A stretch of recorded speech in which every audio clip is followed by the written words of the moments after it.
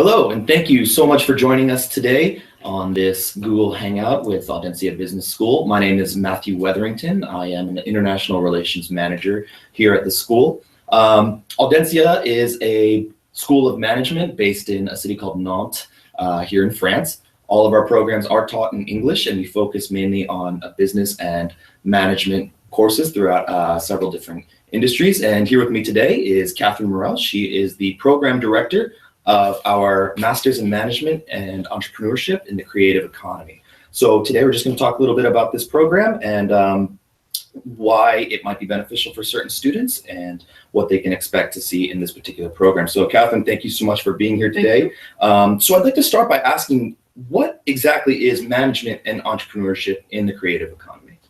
That's a very good question, Matthew. The creative economy is a term which was actually coined in 2001, I think. So I'm not going to give you the definition which was given at the time. I'm going to give you mine, which is that I believe strongly that the economy of the 21st century and probably 22nd century will be a creative economy, i.e. An economy which at its core has got creativity, i.e. the capacity of generating ideas. And I think that we need to, if we want to understand a little bit what it will look like, we should be looking at the cultural and creative industries, which are going to be prominent in that creative economy, because that's what they do day in, day out. They create, they generate a lot of ideas, and then they take them to the market. So they are the crossroads of arts, business, and technology. Absolutely. So what kind of student do you think would benefit from this type of program, and why might they find it beneficial? Well, the idea really is that we tailor this program for students who have got a creative background mainly. So people who might have been studying design, filmmaking, creative writing. So they've got this background, this artistic and creative background, and we want to support them and help them by giving them competencies in management and entrepreneurship. Why?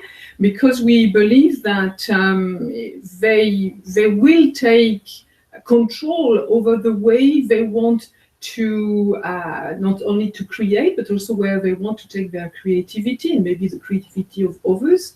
And we want to give them the tools to also manage creativity, either their creativity or the creativity of others. Absolutely. So do you think that there would be a beneficial aspect to for some of our international students in terms of studying not only in France but also in Scotland? Yes, it's a very good point that you are mentioning Glasgow School of Art. It's an adventure that we started with the Glasgow School of Art, and we are very happy to be with them. And the idea is that we are very interested in hybridity. And so this program is very much about hybridity in terms of we are, partnering with Glasgow School of Art because they've got their kind of design background, and the way they teach is very different from the way we teach here at the business school. And so for students coming from, other countries, they will have obviously their experience in France, but also they will have their experience in Scotland. But more to the point, we are going to have a very hybrid program where they will be taught in a business school, but at the same time, they will be taking a lot from a design school. Great. Absolutely. So right now we're just going to take a couple questions from our audience. So Jeffrey has written in, and he wants to know, what particular sectors within the creative economy do you envision having the greatest growth potential over the next 10 years or so? Ooh, Jeffrey has got a big question for me here.